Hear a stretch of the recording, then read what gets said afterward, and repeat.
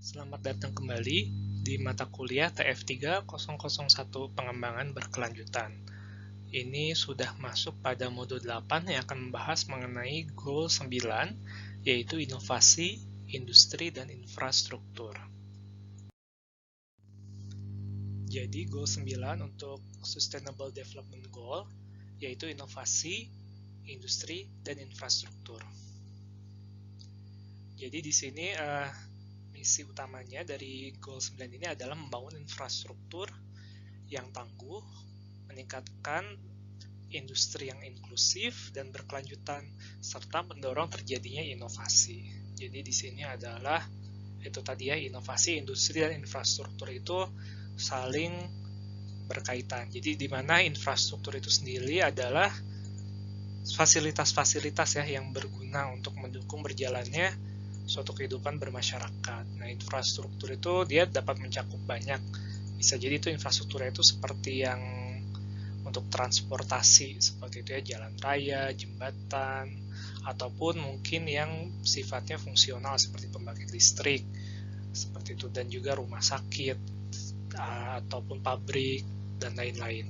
Nah, infrastruktur itu sangat dibutuhkan, seperti itu, terutama pada akhirnya adalah untuk menyangkut kesejahteraan dari masyarakat. Jadi mengapa Goal 9 ini penting? Pertama kita lihat beberapa permasalahan yang sebenarnya ini sering ada keterkaitannya dengan Goal SDG yang lainnya ya. Jadi misalnya seperti yang pernah dibahas juga untuk yang sanitasi, bahwa ternyata 2,3 miliar orang di dunia ini tidak memiliki akses ke sanitasi dasar. Artinya di sini ada permasalahan infrastruktur seperti itu ya. Jadi ini jadi misalnya sanitasi dasar itu seperti akses ke toilet dan air bersih.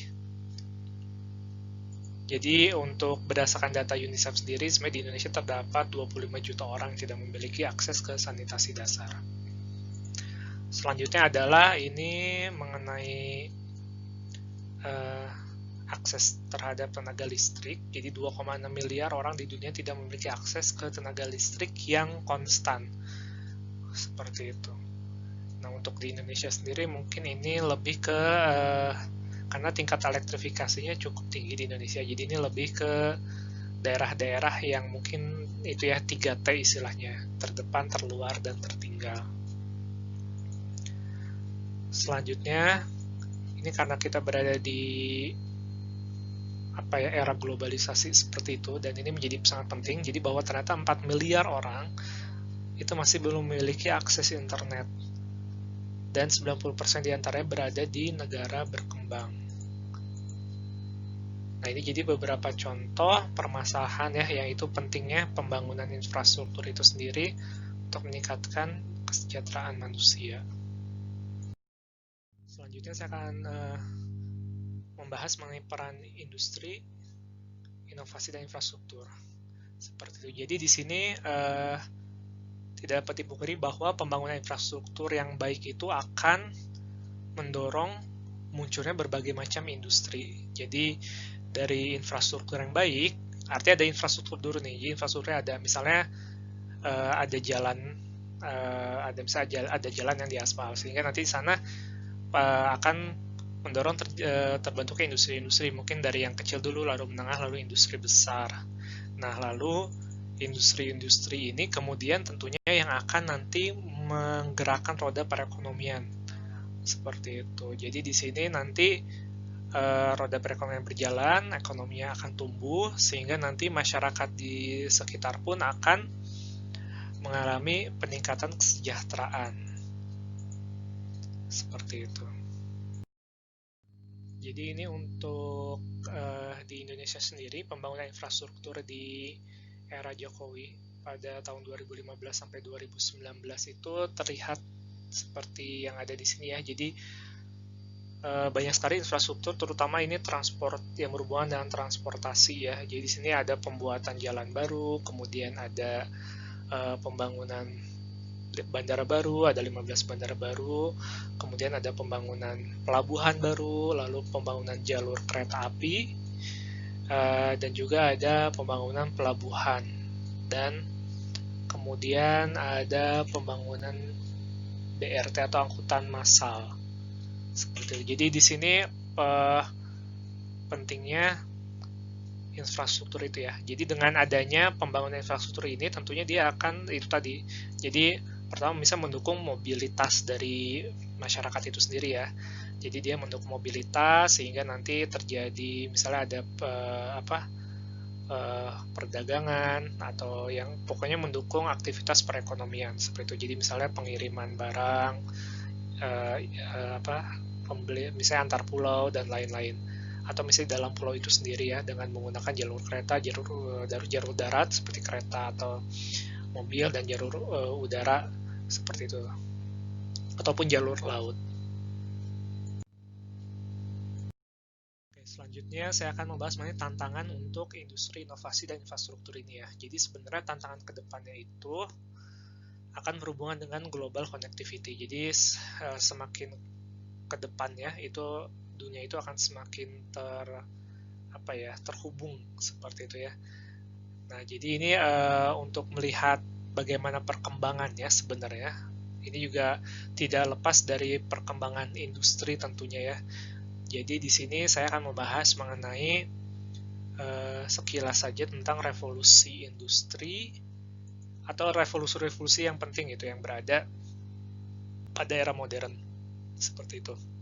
Jadi ada revolusi industri pertama, kedua ada revolusi digital, lalu ada revolusi industri 4.0 seperti itu.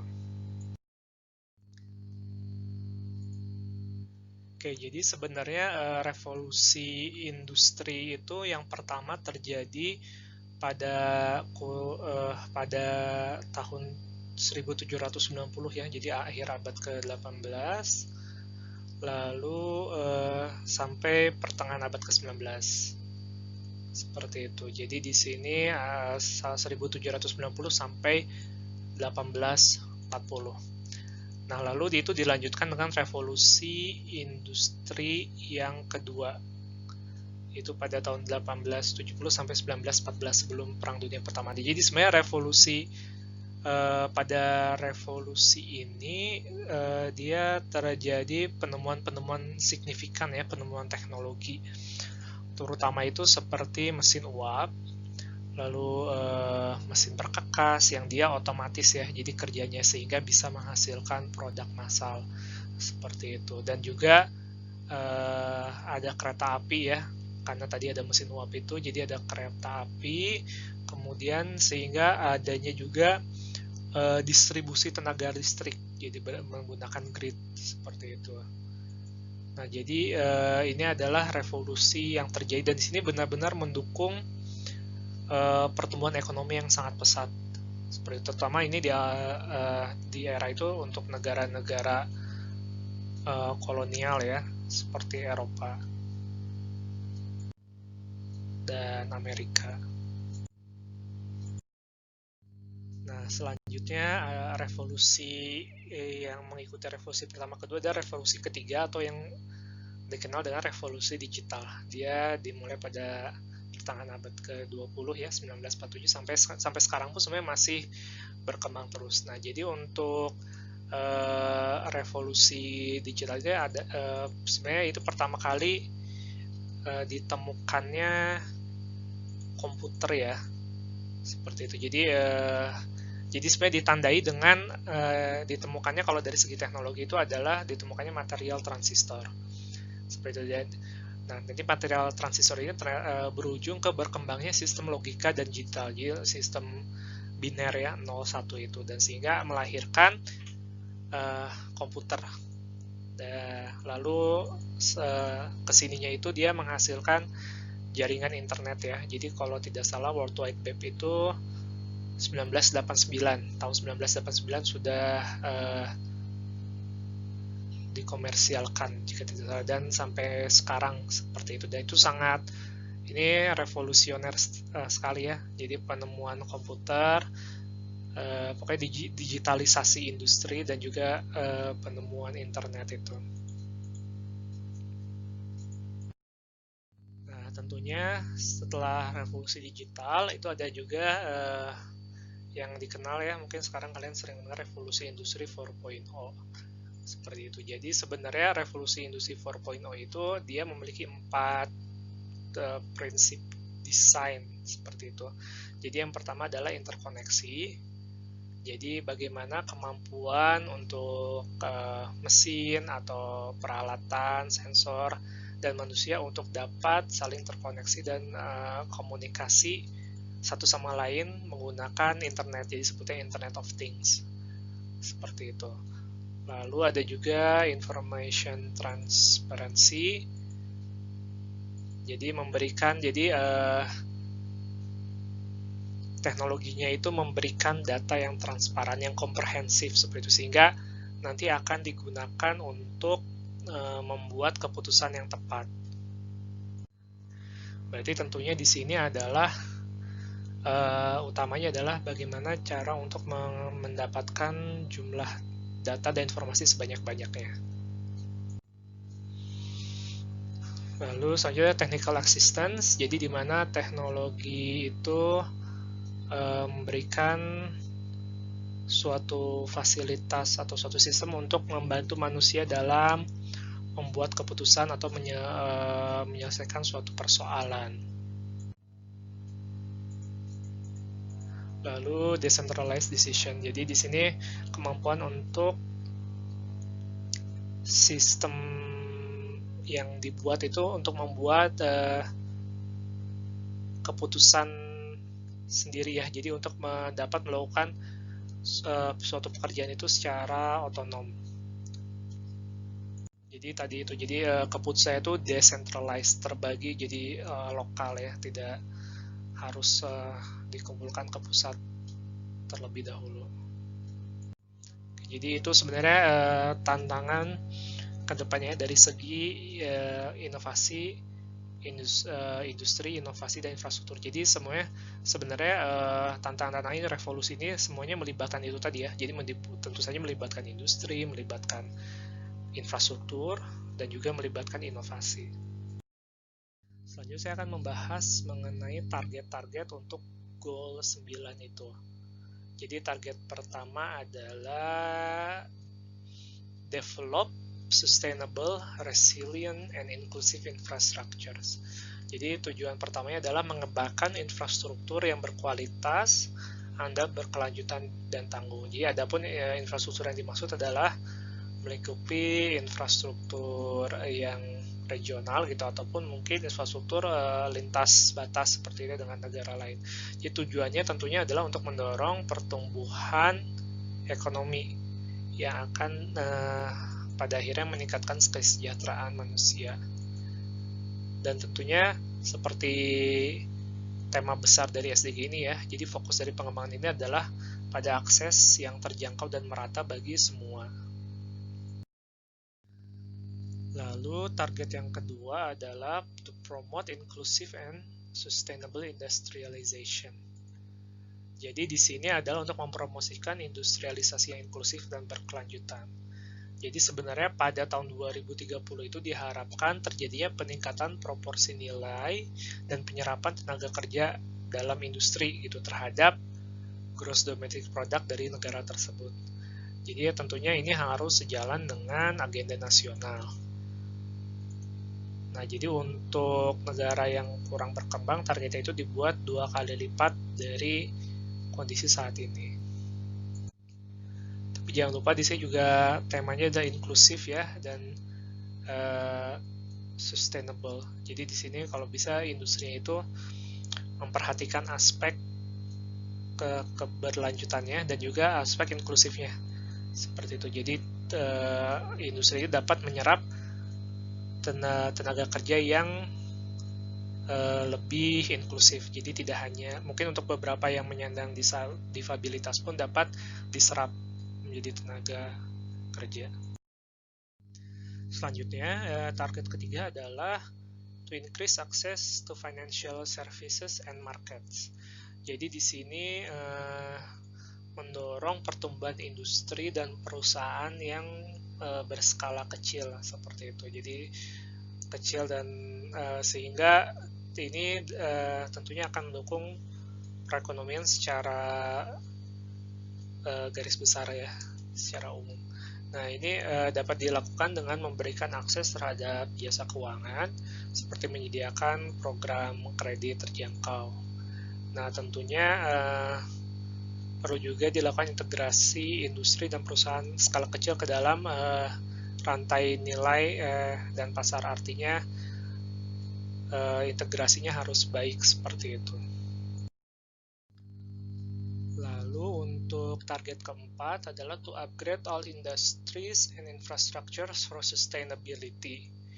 Nah, jadi di sini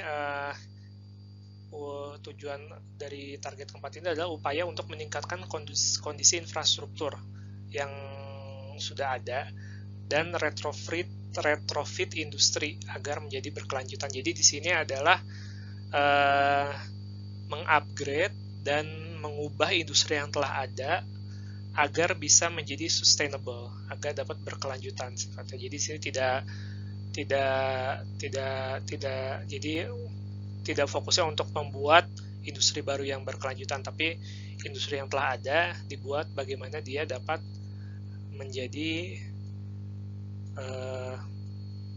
lebih berkelanjutan sifatnya, sustainable. Tentunya dia harus yang sifatnya itu adalah industri yang lebih bersih dari secara teknologi dan juga ramah lingkungan. Lalu target kelima adalah to enhance research and upgrade industrial technologies. Nah, di sini yang paling penting tentunya adalah menggalakkan riset ilmiah yang bertujuan untuk meningkatkan kapabilitas teknologi sektor industri di semua negara, terutama negara-negara berkembang. Ya, selain itu juga mendorong ya munculnya inovasi-inovasi baru. Nah, caranya adalah misalnya dengan cara menambah jumlah peneliti seperti itu per 1 juta penduduk. Lalu misalnya dengan cara menaikkan anggaran untuk penelitian dan pengembangan. Jadi ini sebenarnya target 9 ini sangat berkaitan dengan peran kita seperti itu ya, peran kita di universitas seperti itu untuk mendukung goals nomor 9 ini. Selanjutnya saya akan membahas lebih lanjut mengenai tadi peran universitas atau perguruan tinggi seperti itu ya untuk mendukung tadi goal yang ada pada Sustainable Development Goal itu dengan cara sebenarnya ini. Jadi Kementerian PPN atau Bappenas itu dia mendorong agar universitas-universitas perguruan tinggi di Indonesia itu membangun SDG Center seperti itu. Dan di sini contohnya ada beberapa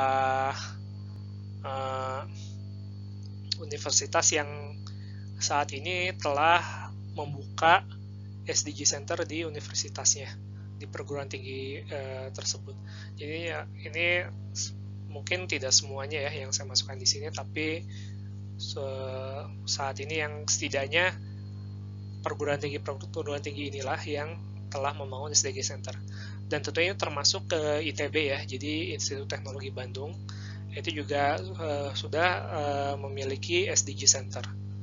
Dan itu kalian bisa mengakses website-nya untuk mengetahui lebih lanjut. Nah, jadi biasanya SDG Center itu di perguruan tinggi mereka berkomitmen untuk mendukung tercapainya goal-goal itu ya, goal-goal dari Sustainable Development pada tahun 2030.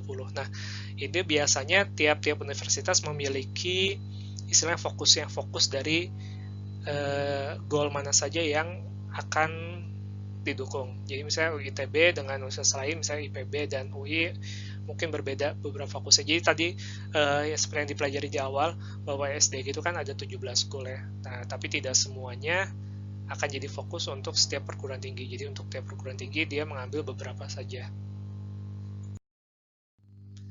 Nah, ini untuk SDG Center ITB. Di sini dia ITB memfokuskan, berkomitmen untuk mendukung tercapainya 7 goal dari SDG. Nah, goal apa saja yang didukung, yaitu SDG 4 Quality Education, lalu SDG 5 Gender Equality, kemudian SDG 6 Clean Water and Sanitation, kemudian SDG 7 Affordable and Clean Energy, lalu ini SDG 9 juga termasuk yang didukung oleh ITB ya, fokusnya yaitu Industry, Innovation, Infrastructure. Lalu SDG 11 Sustainable Cities and Communities. Lalu juga ada terakhir SDG 17 Partnership for the Goals. Untuk yang Goal 9 sendiri yang Industry, Innovation, Infrastructure, tentunya ya ITB juga sebenarnya telah dari dulu ya memiliki partnership atau kerjasama dengan industri-industri ini contohnya. Jadi kerjasamanya bisa juga berupa grant penelitian dan lain-lain, atau misalnya kerjasama untuk menyekolahkan ya, jadi menyekolahkan kerjanya misalnya di ITB. Nah ini juga udah banyak industri partnership-nya, baik itu untuk yang lokal, industri lokal ataupun industri yang internasional. Jadi ada Pertamina, ada PT Inti, dan lain-lain. Nah tentunya tadi tidak lupa bahwa ITB sendiri kan sebenarnya perguruan tinggi yang dia memiliki fokus ke penelitian juga ya. Jadi di sana tentunya didorong untuk munculnya inovasi-inovasi di mana dia dapat, misalnya itu tadi inovasi yang memiliki dampak yang bisa cukup signifikan terhadap industri dan juga nanti terhadap masyarakat. Nah, jadi ini contohnya beberapa inovasi yang dikembangkan oleh pusat unggulan IPTEK misalnya, ataupun program studi di ITB. Misalnya di sini ada yang katalis merah putih, itu hasil inovasi dari pusat rekayasa katalis. Kemudian dari pusat unggulan IPTEK BWA itu ada BTS smartphone 4G, lalu ada radar cuaca dari Prodiste, seperti itu. Lalu ada teknologi dari teknologi biomedis, itu NIVA, non-invasive vascular analyzer. Ini sebenarnya sempat alatnya itu didemokan ya di acara di akhir tahun itu, acara LPPM di gedung CRCS, seperti itu. Lalu di sini ada IBAS dari Pusat Unggulan IPTEK NCS Tetek. Nah, tentunya juga selain tadi partnership dengan industri, kerjasama dengan industri, lalu ada inovasi, tentunya ada juga international mobility, artinya ada kerjasama dengan perguruan tinggi internasional juga di negara-negara lain, seperti itu. Jadi sih ada berbagai macam universitas yang kita sudah memiliki MOU-nya gitu untuk kerjasama, baik itu misalnya untuk program pertukaran pelajar dan lain-lain. Jadi ada yang di Eropa, ada yang di Asia, seperti itu. Sebenarnya kalau untuk di TF itu yang saya tahu juga kita memiliki kerjasama dengan TUAT ya,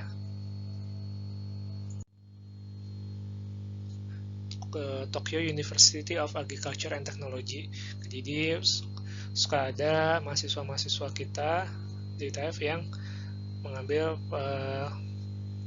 exchange program ke sana, seperti itu. Oke, selanjutnya saya akan membahas mengenai target selanjutnya, itu target tambahan A ya.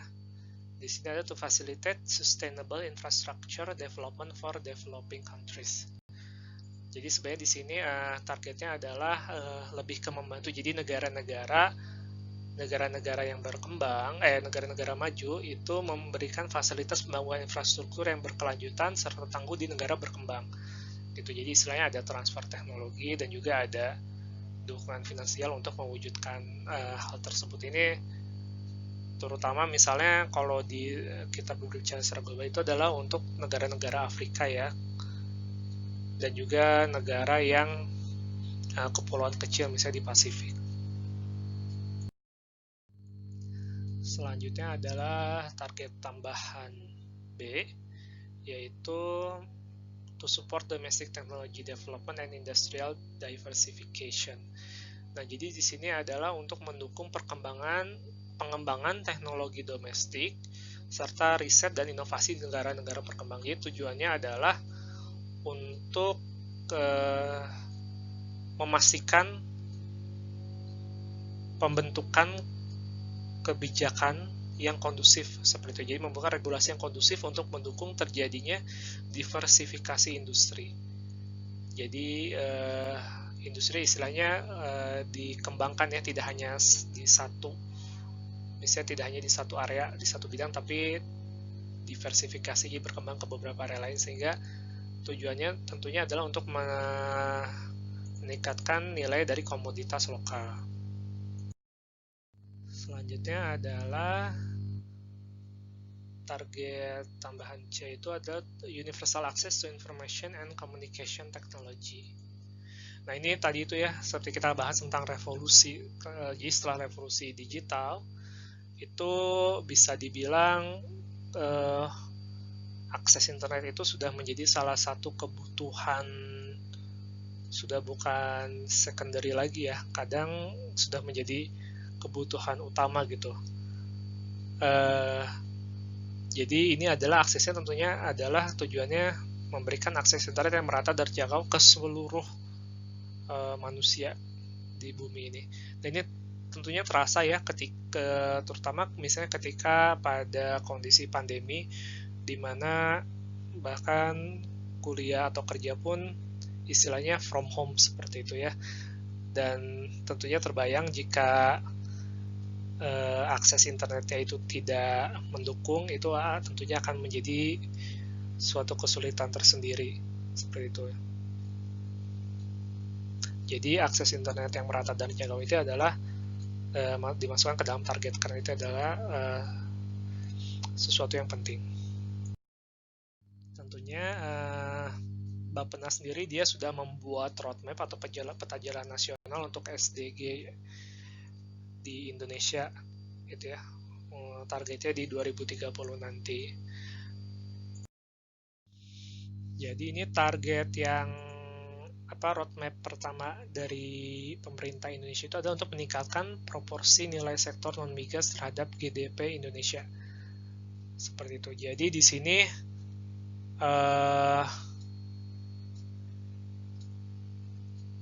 jadi meningkatkan proporsi nilai sektor migas. Jadi sektor non migasnya itu ingin kontribusinya terhadap GDP Indonesia itu ditingkatkan seperti itu.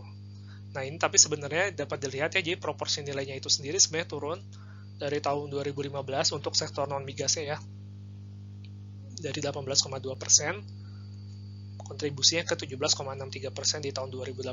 Nah, ini itu tuh artinya tadi penurunan, sehingga jika tanpa interferensi dari pemerintah akan terjadi fenomena deindustrialisasi, di mana industrinya tidak berkembang seperti itu ya, malah menurun.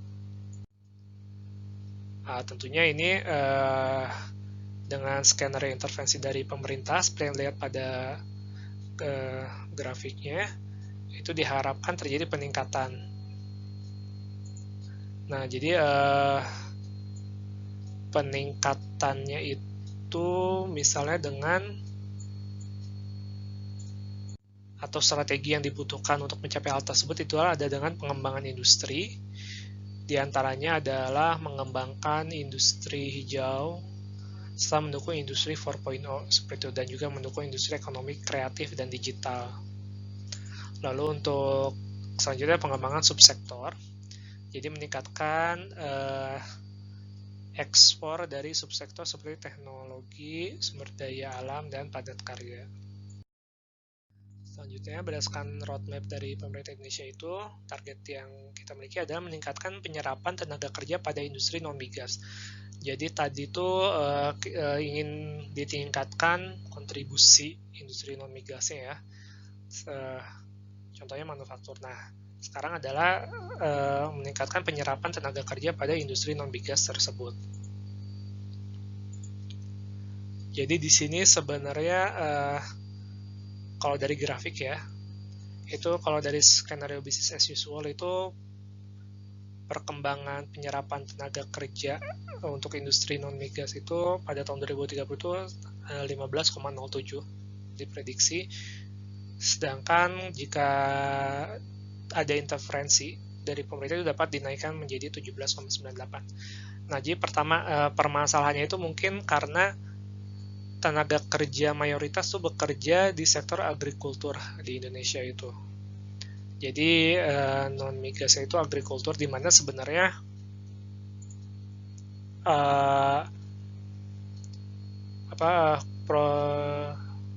kontribusinya itu untuk bidang agrikultur itu tidak besar ya terhadap GDP secara keseluruhan. Lalu selanjutnya adalah profil tenaga kerja Indonesia juga. Di sini 44% tenaga kerja Indonesia hanya memiliki ijazah SD atau SMP. Seperti itu. Kondisi ini tentunya dapat menghambat perkembangan dari industri manufaktur yang membutuhkan tenaga kerja yang berskill tinggi.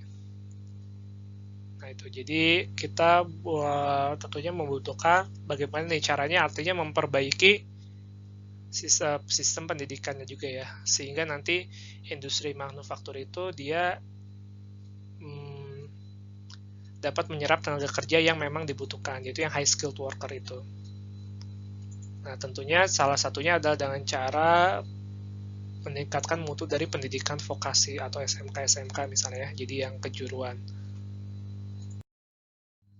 Selanjutnya adalah targetnya adalah meningkatkan proporsi anggaran pemerintah untuk riset terhadap GDP. Seperti itu. Jadi teori pertumbuhan ekonomi menyebutkan bahwa inovasi itu menjadi inti dari pertumbuhan ekonomi. Seperti itu. Dan inovasi sendiri tentunya sangat dipengaruhi oleh riset dan pengembangan. Nah, tantangan di Indonesia itu sendiri, seperti yang kalian tentunya ketahui, adalah kurangnya dana riset. Seperti itu. Jadi di sini proporsi,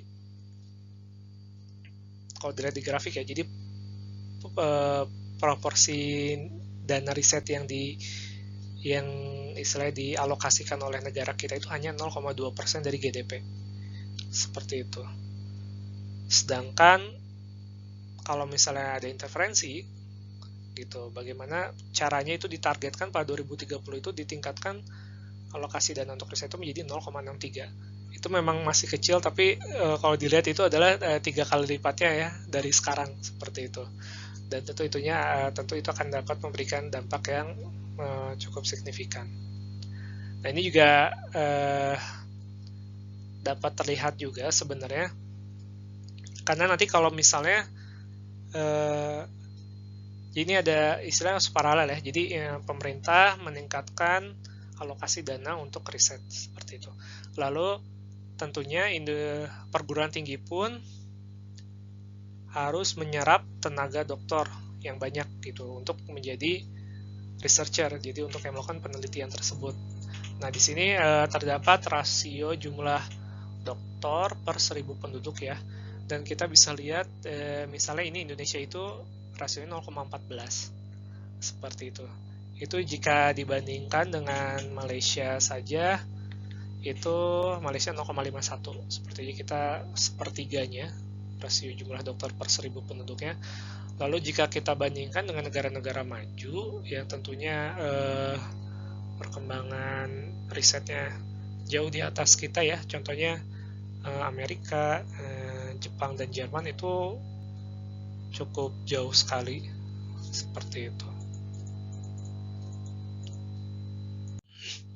Jadi sebenarnya strategi penting yang perlu dilakukan adalah untuk membangun ekosistem nasional ya, yang merupakan kolaborasi dari berbagai stakeholder yang terlibat, jadi pemerintah, sektor privat, ataupun misalnya industri dan perguruan tinggi. Selanjutnya adalah targetnya adalah meningkatkan proporsi dari populasi yang memiliki akses terhadap jaringan seluler atau mobile broadband.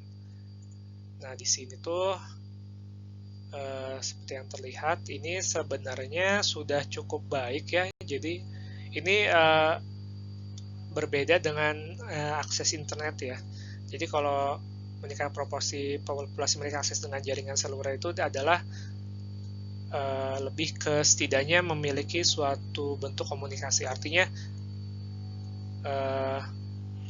tidak yang penting misalnya orang tersebut dapat misalnya memiliki pulsa untuk menelepon ataupun misalnya SMS seperti itu. Nah ini walaupun dari sekarang itu sebenarnya proporsi populasi memiliki akses terhadap jaringan seluler itu cukup besar ya. Itu kita mungkin sekitar 8 hampir 90% saat ini. Dan itu tapi sebenarnya ingin dibuat targetnya itu di 2030 dan skenario intervensi itu sampai 100%, artinya semua masyarakat Indonesia itu memiliki akses. Jadi masyarakat Indonesia itu memiliki HP gitu ya intinya. Tidak yang penting tidak perlu smartphone, tetapi misalnya HP minimal untuk komunikasi, untuk menelepon ataupun SMS. Selanjutnya saya akan membahas mengenai indikator keberhasilan dari SDG 9 ini. Nah ini untuk pertama kita lihat sekarang itu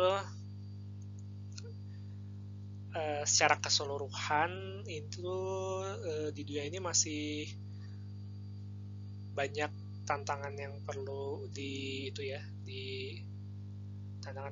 diselesaikan seperti itu, atau dicari solusinya.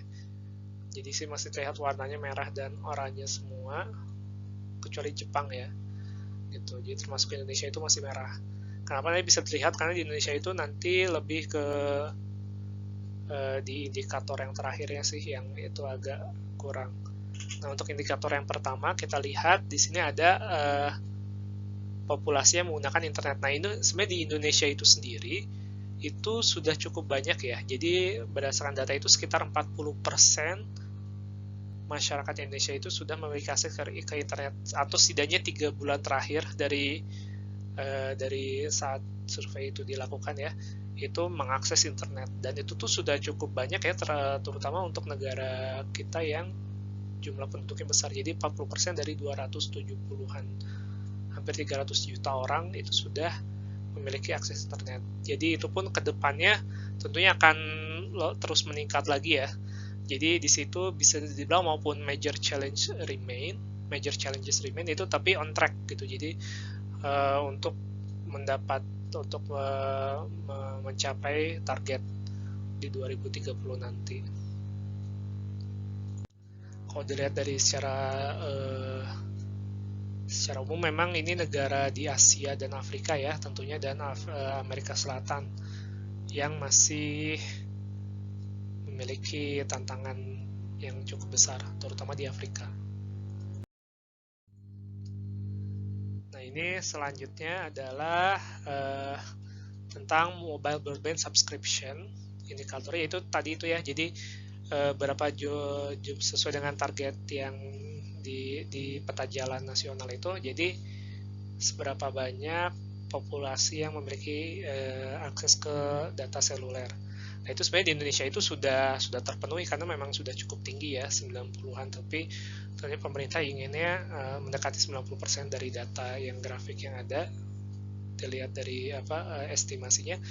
Nah itu tentunya inginnya 100%. Jadi di sini bisa dibilang Indonesia sudah hijau statusnya, jadi sudah on track atau maintaining, jadi antara sudah mencapai target, tapi ini SDG-nya sih, jadi targetnya sudah tercapai. Jadi bagaimana cara kita memaintain, dan sebenarnya untuk kalau memaintain mungkin lebih mudah ya, karena tentunya